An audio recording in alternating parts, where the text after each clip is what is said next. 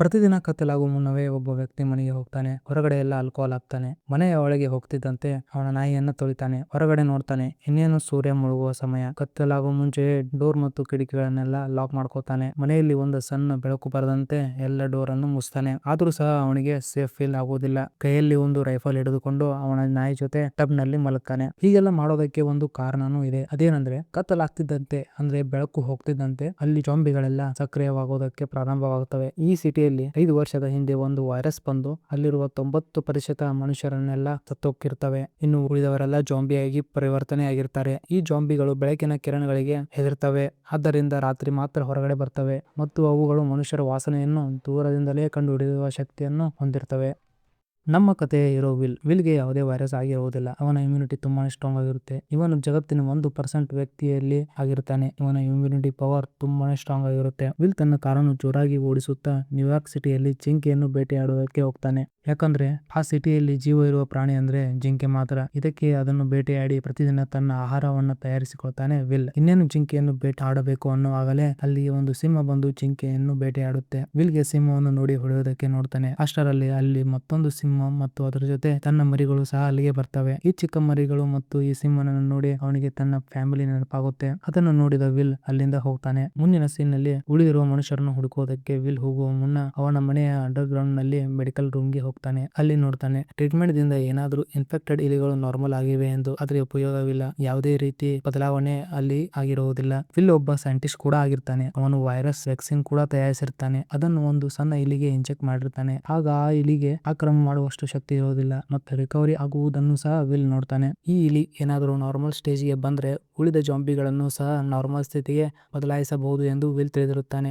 Will ಉಳಿದಿರುವ ಮನುಷ್ಯರು ಮತ್ತು ಅಡಗಿ ಕುಂತಿರುವ ಜಾಂಬಿಗಳನ್ನು ಹುಡುಕುವುದಕ್ಕೆ ವಿಲ್ ಕರೆಕ್ಟ್ ಆಗಿ 8 ಗಂಟೆಗೆ ಮನೆಯಿಂದ ಹೊರಗಡೆ ಬರ್ತಾನೆ. ಪ್ರತಿದಿನ ಕಾರನ್ನು ಚಲಾಯಿಸಿಕೊಂಡು ವಿಡಿಯೋ ಸ್ಟೋರ್ಗೆ ಹೋಗ್ತಾನೆ. ಅಲ್ಲಿ ಸಿಡಿ ಚೇಂಜ್ ಮಾಡ್ತಾನೆ. ಅಲ್ಲಿರುವ ಗೊಂಬೆಗಳ ಜೊತೆ ವಿಲ್ ಮಾತಾಡ್ತಾನೆ. ಇದನ್ನು ನೋಡಿ ಅನಿಸುತ್ತೆ ಒಬ್ಬ ವ್ಯಕ್ತಿ ಯಾವ ರೀತಿ ಒಂಟಿತನವನ್ನು ಅನುಭವಿಸುತ್ತಿದ್ದಾನೆ ಅಂತ. ಅವನು ಯಾವ ಪ್ಲೇಸ್ಗೆ ಹೋಗಿರ್ತಾನೋ ಆ ಪ್ಲೇಸ್ ಎಲ್ಲ ಮಾರ್ಕ್ ಮಾಡ್ಕೋತಾನೆ ಮತ್ತು ಅಲ್ಲಿ ಏನಾದರೂ ಊಟ ಮತ್ತು ವಸ್ತುಗಳು ಸಿಕ್ಕರೆ ಅದನ್ನ ಕಲೆಕ್ಟ್ ಮಾಡ್ಕೋತಾನೆ. ರೇಡಿಯೋದಲ್ಲಿ ಯಾರಾದರೂ ಮನುಷ್ಯರ ಜೊತೆ ಮಾತನಾಡಲು ಕಾಂಟ್ಯಾಕ್ಟ್ ಮಾಡ್ತಾನೆ.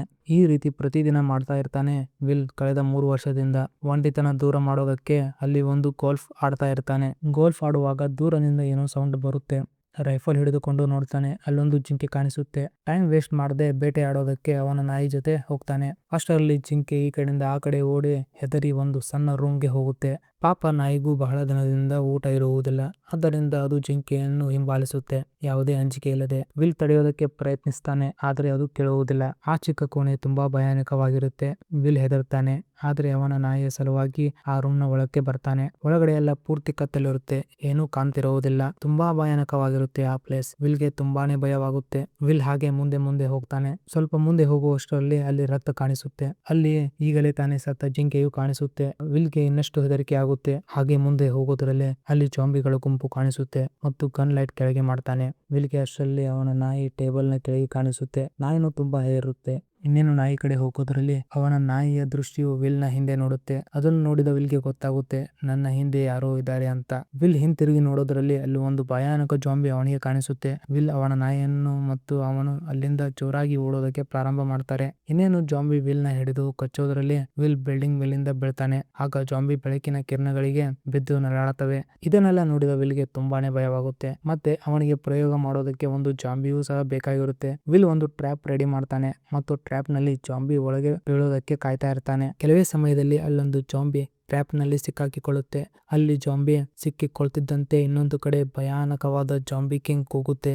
ಆದ್ರೆ ಅದು ಬೆಳಕಿಗೆ ಹೊರಗಡೆ ಬರದೆ ಹೋಗುತ್ತೆ. ಮನೆಗೆ ಬಂದು ವಿಲ್ ಜಾಂಬಿ ಮೇಲೆ ಪ್ರಯೋಗ ಮಾಡೋದಕ್ಕೆ ಸ್ಟಾರ್ಟ್ ಮಾಡ್ತಾನೆ. ವಿಲ್ಗೆ ಗೊತ್ತಿರುವುದಿಲ್ಲ ಈ ಜಾಂಬಿ ಕಿಂಗ್ ನ ಹೆಂಡತಿ ಅಂತ. ಈ ಜಾಂಬಿ ವಿಲ್ ಹಿಡಿದ ಮೇಲಂತೂ ಜಾಂಬಿಗಳಿಗೆ ತುಂಬಾನೇ ಸಿಟ್ಟು ಬಂದಿರುತ್ತೆ.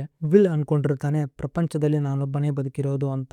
ಒಂದು ದಿನ ಬೆಳಕಿನ ಸಮಯದಲ್ಲಿ ತಿರುಗಾಡಬೇಕಾದ್ರೆ ಸ್ಟೋರ್ ನ ಹೊರಗಡೆ ಬಂದು ಗೊಂಬೆಯ ತಲೆ ಅಲುಗಾಡುವುದನ್ನ ವಿಲ್ ನೋಡ್ತಾನೆ. ವಿಲ್ ರೈಫಲ್ ಹಿಡಿದು ತೆಗೆದುಕೊಳ್ತಾನೆ. ಜೋರಾಗಿ ಕೂಗ್ತಾನೆ, ಯಾರಾದರೂ ಇದ್ದರೆ ಹೊರಗೆ ಬನ್ನಿ ಎಂದು ಕೂಗ್ತಾನೆ. ಆದರೆ ಯಾರೂ ಬರುವುದಿಲ್ಲ.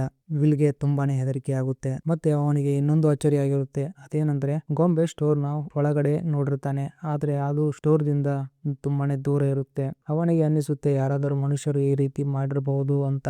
ಯಾರಾದರೂ ಇದ್ರೆ ಹೊರಗಡೆ ಬನ್ನಿ ಅಂತ ಜೋರಾಗಿ ಕರೀತಾನೆ. ಆದ್ರೆ ಯಾವ ಮನುಷ್ಯನೂ ಹೊರಗೆ ಕಾಣುವುದಿಲ್ಲ. ಇದೊಂದು ಜಾಂಬಿ ಕಿಂಗ್ ನ ಟ್ರ್ಯಾಪ್ ಆಗಿರುತ್ತೆ. ವಿಲ್ ನ ಮೇಲೆ ಸೇಡನ್ನು ತೀರಿಸಿಕೊಳ್ಳುವುದಕ್ಕೆ ಈ ರೀತಿ ಜಾಂಬಿ ಕಿಂಗ್ ಮಾಡಿರುತ್ತೆ. ವಿಲ್ ಮುಂದೆ ಹೋಗ್ತಾನೆ. ಅಲ್ಲಿ ಬಿದ್ದಿರೋ ನೀರಿನ ಮೇಲೆ ಕಾಲನ್ನು ವಿಲ್ ಜಾಂಬಿ ಕಿಂಗ್ ನ ಟ್ರ್ಯಾಪ್ ಗೆ ಸಿಕ್ಕಾಕೊಳ್ತಾನೆ. ವಿಲ್ ಗೆ ತಲೆಗೆ ಪೆಟ್ಟಾಗಿದ್ರಿಂದ ಮೂರ್ಛೆದು ಹೋಗ್ತಾನೆ. ಇನ್ನೇನು ಸೂರ್ಯಾಸ್ತವಾಗಬೇಕು ಅನ್ನೋದರಲ್ಲಿ ವಿಲ್ ನ ವಾಚ್ ನ ಅಲಾರಾಮ್ ಹೊಡೆದುಕೊಳ್ಳೋದಕ್ಕೆ ಪ್ರಾರಂಭವಾಗುತ್ತೆ. ವಿಲ್ ಗೆ ಎಚ್ಚರವಾಗುತ್ತೆ. ಬೆಳಕು ಕಮ್ಮಿ ಆಗಿದ್ರಿಂದ ಜಾಂಬಿ ಹೊರಗಡೆ ಬರೋದಕ್ಕೆ ಪ್ರಾರಂಭ ಮಾಡ್ತವೆ. ವಿಲ್ ಅದನ್ನು ನೋಡಿ ಗಾಬರಿಗೊಳ್ತಾನೆ. ಹಗ್ಗವನ್ನು ಕಟ್ ಮಾಡ್ಕೋತಾನೆ ಮತ್ತು ಕೆಳಕ್ಕೆ ಬೀಳ್ತಾನೆ. ಕೆಳಕ್ಕೆ ಬೀಳ್ತಿದ್ದಂತೆ ಚಾಕು ಅವನಿಗೆ ಚುಚ್ಚುತ್ತೆ. ವಿಲ್ ಗೆ ತುಂಬಾನೇ ಗಾಯವಾಗುತ್ತೆ ಮತ್ತು ಸೂರ್ಯನ ಕಿರಣಗಳು ಸಹ ಕಮ್ಮಿ ಆಗುವುದಕ್ಕೆ ಪ್ರಾರಂಭವಾಗ್ತವೆ. ಅಷ್ಟರಲ್ಲಿ ಮುಂದೆ ನೋಡೋದ್ರಲ್ಲಿ ಜಾಂಬಿ ಕಿಂಗ್ ಹೊರಕ್ಕೆ ಬರುತ್ತೆ ಮತ್ತು ಅವನ ಜಾಂಬಿ ನಾಯಿಗಳು ವಿಲ್ ಮೇಲೆ ಬಿಡ್ತಾನೆ. ಜಾಂಬಿ ಕಿಂಗ್ ಸ್ವಲ್ಪ ಬೆಳಕು ಇರೋದ್ರಿಂದ ಜಾಂಬಿ ನಾಯಿಗಳು ಬಂದು ಅಲ್ಲಿಯೇ ನಿಲ್ಲುತ್ತೆ. ಇಲ್ಲಿ ನಮ್ಮ ಕತೆ ಹೀರೋಗೆ ತುಂಬಾನೇ ಗಾಯವಾಗಿದೆ. ಅವನನ್ನು ಕಾಪಾಡೋದಕ್ಕೆ ಅವನ ನಾಯಿಯಿಂದ ಮಾತ್ರ ಸಾಧ್ಯ. ವಿಲ್ಗೂ ಹೆದರಿಕೆ ಬರುತ್ತೆ, ಏನಾದ್ರೂ ಜಾಂಬಿಯಿಂದ ನನ್ನ ನಾಯಿ ಸಾಯಬಾರ್ದು ಅಂತ. ಕಾರ್ ನಲ್ಲಿ ಒಂದು ಬಂದೂಕು ಇರುತ್ತೆ. ವಿಲ್ ಕಾರ್ ಕಡೆ ತೆಗೆದುಕೊಂಡು ಹೋಗ್ತಾನೆ. ಅಷ್ಟರಲ್ಲಿ ಬೆಳಕು ಪೂರ್ತಿ ಮಾಯವಾಗುತ್ತೆ. ಜಾಂಬಿ ನಾಯಿಗಳು ವಿಲ್ ಮೇಲೆ ಅಟ್ಯಾಕ್ ಮಾಡೋದಕ್ಕೆ ಮುಂದೆ ಬರ್ತವೆ. ಅಷ್ಟರಲ್ಲಿ ವಿಲ್ ಬಂದೂಕಿನಿಂದ ಒಂದು ಜಾಂಬಿ ನಾಯಿಯನ್ನು ಸಾಯಿಸ್ತಾನೆ. ಇನ್ನೊಂದು ನಾಯಿ ವಿಲ್ ಮೇಲೆ ಅಟ್ಯಾಕ್ ಮಾಡುತ್ತೆ. ಇನ್ನೇನು ಜಾಂಬಿ ನಾಯಿ ವಿಲ್ ನ ಕಚ್ಚಬೇಕು ಅನ್ನೋಷ್ಟರಲ್ಲಿ ವಿಲ್ ನ ನಾಯಿ ಬಂದು ಅವನನ್ನು ಕಾಪಾಡುತ್ತೆ. ಆದ್ರೆ ಪಾಪ ಫೈಟ್ ನಲ್ಲಿ ಜರ್ಮನ್ ಶೆಫರ್ಡ್ ಗೆ ಜಾಂಬಿ ನಾಯಿ ಕಡಿದಿರುತ್ತೆ. ಜರ್ಮನ್ ಶೆಫರ್ಡ್ ಕೆಳಗೆ ಬೀಳುತ್ತೆ. ಅದನ್ನು ನೋಡಿ ವಿಲ್ ಗೆ ತುಂಬಾನೇ ನೋವಾಗುತ್ತೆ. ವಿಲ್ ತನ್ನ ನಾಯಿಯನ್ನು ಮನೆಗೆ ತಂದು ಆಂಟಿಬಾಡಿ ನೀಡ್ತಾನೆ. ನಾಯಿಯನ್ನು ತಬ್ಬಿಕೊಂಡು ಮಲಗ್ತಾನೆ, ನಾರ್ಮಲ್ ಆಗ್ಲಿ ಅಂತ ಬಯಸ್ತಾನೆ. ಆದರೆ ಸ್ವಲ್ಪ ಸಮಯದ ನಂತರ ಜರ್ಮನ್ ಶೆಫರ್ಡ್ ನ ಕೂದಲು ಉದುರೋದಕ್ಕೆ ಪ್ರಾರಂಭವಾಗುತ್ತೆ ಮತ್ತು ಕಣ್ಣಲ್ಲೂ ಸಹ ವೈರಸ್ ಇನ್ಫೆಕ್ಷನ್ ಆಗುವುದನ್ನು ನೋಡ್ತಾನೆ ಮತ್ತು ಬಾಯಲ್ಲೂ ಸಹ ಅದು ಕಂಡು ಬರುತ್ತೆ. ವಿಲ್ ನ ಹೃದಯ ಒಡೆದಂತಾಗುತ್ತೆ. ಇಷ್ಟು ವರ್ಷ ತನ್ನ ಜೊತೆ ಇತ್ತ ನಾಯಿಗೆ ಹೀಗೈತಲ್ಲ ಅಂತ ದುಃಖ ಪಡ್ತಾನೆ. ಆದ್ರೆ ಆ ನಾಯಿಯನ್ನು ಕೊಲ್ಲದೆ ಬೇರೆ ಆಪ್ಷನ್ ವಿಲ್ ನಲ್ಲಿ ಉಳಿದಿರುವುದಿಲ್ಲ. ಗಟ್ಟಿ ಮನಸ್ಸು ಮಾಡಿ ತನ್ನ ಪ್ರೀತಿಯ ನಾಯಿಯನ್ನು ಕುತ್ತಿಗೆಯನ್ನು ಹಿಚಿಕಿ ಕೊಂದು ಹಾಕ್ತಾನೆ. ವಿಲ್ ಗೆ ತುಂಬಾನೇ ನೋವಾಗುತ್ತೆ ಮತ್ತು ಒಂಟಿತನವು ಮತ್ತಷ್ಟು ಆವರಿಸುತ್ತೆ. ವಿಲ್ ಗೆ ಇನ್ನೊಂದು ಸಮಸ್ಯೆ ಗೊತ್ತಾಗುತ್ತೆ. ವೈರಸ್ ನಿಂದ ಜಾಂಬಿಗೆ ಒಳಗಾದ ಮನುಷ್ಯ ಅಷ್ಟೊಂದು ಬುದ್ಧಿ ಇರುವುದಿಲ್ಲ. ಆದರೂ ಸಹ ಟ್ರ್ಯಾಪ್ ಹೇಗೆ ಮಾಡಿದ್ದು ಎಂದು ವಿಲ್ ಗೆ ಚಿಂತೆ ಸ್ಟಾರ್ಟ್ ಆಗೋದಕ್ಕೆ ಪ್ರಾರಂಭವಾಗುತ್ತೆ. ವಿಲ್ ಕಾರಲ್ಲಿ ಹೋಗ್ಬೇಕಾದ್ರೆ ಪಕ್ಕದ ಸೀಟ್ ನೋಡಿ ಅವನ ನಾಯಿಯ ನೆನಪಾಗುತ್ತೆ. ಅದೇ ಕೋಪಕ್ಕೆ ರಾತ್ರಿ ತನ್ನ ಕಾರನ್ನು ತೆಗೆದುಕೊಂಡು ಜಾಂಬಿ ಇರೋ ಕಡೆ ಜೋರಾಗಿ ಜಾಂಬಿಗಳ ಮೇಲೆ ಕಾರನ್ನು ಹಾಯಿಸ್ತಾನೆ. ಎಲ್ಲ ಜಾಂಬಿಗಳು ವಿಲ್ ನ ನೋಡಿ ಮತ್ತಷ್ಟು ಆಕ್ರಮ ಮಾಡೋದಕ್ಕೆ ಸ್ಟಾರ್ಟ್ ಮಾಡ್ತವೆ. ಒಂದು ಜಾಂಬಿ ಕಂಬದ ಮೇಲೆ ಏರಿ ಲ್ಯಾಂಪ್ ಅನ್ನು ಕಾರ್ ನ ಮೇಲೆ ಬೀಳಿಸುತ್ತೆ. ಹೊರಗಡೆ ಎಲ್ಲ ಮತ್ತಷ್ಟು ಜಾಂಬಿ ಅವನ ಕಡೆ ಓಡಿ ಬರ್ತಾ ಇರ್ತವೆ. ಇಲ್ಲಿ ಜಾಂಬಿ ಕಿಂಗ್ ವಿಲ್ ಮೇಲೆ ಅಟ್ಯಾಕ್ ಮಾಡೋದಕ್ಕೆ ಆರ್ಡರ್ ಮಾಡ್ತಾನೆ. ಇನ್ನೇನು ಜಾಂಬಿ ವಿಲ್ ಮೇಲೆ ಅಟ್ಯಾಕ್ ಮಾಡುವಷ್ಟರಲ್ಲಿ ಅಲ್ಲೊಂದು ದೊಡ್ಡ ಲ್ಯಾಂಪ್ ಯಾವುದೋ ಮನುಷ್ಯ ಹತ್ತಾನೆ. ಆಗ ಎಲ್ಲಾ ಜಾಂಬಿ ಹೋಗ್ತವೆ. ವಿಲ್ ಮೂರ್ಛೆ ಬೀಳ್ತಾನೆ. ಮುಂದಿನ ಸೀನ್ ನಲ್ಲಿ ವಿಲ್ ಎಚ್ಚರವಾಗುವುದನ್ನ ನೀವು ನೋಡಬಹುದು. ವಿಲ್ ಮನೆಯಲ್ಲಿ ಇರ್ತಾನೆ. ಒಬ್ಬ ಹೆಂಗಸು ಅವನ ಜೊತೆ ಇರ್ತಾಳೆ. 2 ಮಕ್ಕಳು ಸಹ ಇರ್ತವೆ. ಅದನ್ನು ನೋಡಿ ವಿಲ್ ಗೆ ತುಂಬಾ ಆಗುತ್ತೆ. ಮನುಷ್ಯರನ್ನೇ ನೋಡದ ವಿಲ್ ಗೆ ಅವರೊಂದಿಗೆ ಹೇಗೆ ಮಾತನಾಡಬೇಕು ಅನ್ನೋದು ಗೊತ್ತಾಗ್ತಿರೋದಿಲ್ಲ. ಆ ಮಹಿಳೆ ಹೆಸರು ಎನಾ ಅಂತ. ಎನಾ ತನ್ನ ಪರಿಚಯವನ್ನು ವಿಲ್ ಗೆ ಹೇಳ್ತಾಳೆ ಮತ್ತು ಹೇಳ್ತಾಳೆ, ರೇಡಿಯೋದಲ್ಲಿ ನೀನಿರೋದು ನನಗೆ ಗೊತ್ತಾಯ್ತು. ಮಕ್ಕಳನ್ನು ಕರ್ಕೊಂಡು ನ್ಯೂಯಾರ್ಕ್ ಗೆ ಬಂದೆ. ಪೂರ್ತಿ ದಿನ ವೇಟ್ ಮಾಡಿದ್ರು ನೀನು ಬರಲಿಲ್ಲ. ಅವಳು ಹೇಳ್ತಾಳೆ, ಕ್ವಾರಂಟೈನ್ ನಲ್ಲಿ ಮನುಷ್ಯರಿಗೆ ಸೇಫ್ ಇರೋ ಕಡೆ ಹೋಗೋದಕ್ಕೆ ಪ್ಲಾನ್ ಮಾಡ್ತಿದೀನಿ ಅಂತ. ಅದಕ್ಕೆ ವಿಲ್ ಇಲ್ಲಿ ಯಾವ್ದು ಸೇಫ್ ಪ್ಲೇಸ್ ಇಲ್ಲ ಅಂತ ಹೇಳ್ತಾನೆ. ಇದಾದ ನಂತರ ಎನಾ ವಿಲ್ ಗೆ ನಮ್ಮ ಜೊತೆ ಕ್ವಾರಂಟೈನ್ ಗೆ ಹೋಗೋಣ ನಡಿ ಅಂತ ಹೇಳ್ತಾಳೆ. ಆದ್ರೆ ವಿಲ್ ನಿರಾಕರಿಸ್ತಾನೆ. ಇಲ್ಲಿಂದ ಬಿಟ್ಟು ಎಲ್ಲಿಯೂ ಬರುವುದಿಲ್ಲ ಎಂದು ಹೇಳ್ತಾನೆ. ಆಗ ಎನಾ ಮತ್ತು ವಿಲ್ ಲ್ಯಾಬ್ ನ ಒಳಗಡೆ ಬರ್ತಾರೆ. ಅಲ್ಲಿ ವಿಲ್ ತಂದ ಜಾಂಬಿಗಳನ್ನ ನೋಡ್ತಾಳೆ ಎನಾ. ಎನಾಗೆ ಅಚ್ಚರಿ ಆಗುತ್ತೆ. ವ್ಯಾಕ್ಸಿನ್ ಗಾಗಿ ವಿಲ್ ಜಾಂಬಿಗಳನ್ನು ಇಲಿಗಳಂತೆ ಬಳಸಿರ್ತಾನೆ ಮತ್ತು ಸಾಯಿಸಿರ್ತಾನೆ. ಮತ್ತೆ ಎಂದಿನಂತೆ ಕತ್ತಲಾಗಲು ಪ್ರಾರಂಭವಾಗುತ್ತೆ. ವಿಲ್ ಎಂದಿನಂತೆ ಎಲ್ಲ ಡೋರ್ ಗಳನ್ನು ಲಾಕ್ ಮಾಡುವುದಕ್ಕೆ ಪ್ರಾರಂಭ ಮಾಡ್ತಾನೆ ಮತ್ತು ಎನಾ ಕೇಳ್ತಾಳೆ, ನಡಿ ಕ್ವಾರಂಟೈನ್ ಗೆ ಹೋಗೋಣವೆಂದು. ಅದಕ್ಕೆ ವಿಲ್ ಏನು ಹೇಳುವುದಿಲ್ಲ. ಅಷ್ಟರಲ್ಲಿ ಹೊರಗಡೆಯಿಂದ ಏನೋ ಶಬ್ದ ಬರುತ್ತೆ. ವಿಲ್ ಸಣ್ಣ ಕಿಟಕಿ ತೆಗೆದು ನೋಡಿದಾಗ ಎಲ್ಲಾ ಜಾಂಬಿ ಅವನ ಮನೆ ಕಡೆಗೆ ಓಡಿ ಬರ್ತಾ ಇರ್ತವೆ. ಇದನ್ನೆಲ್ಲ ನೋಡಿದ ವಿಲ್ ಗೆ ತುಂಬಾನೇ ಭಯವಾಗುತ್ತೆ.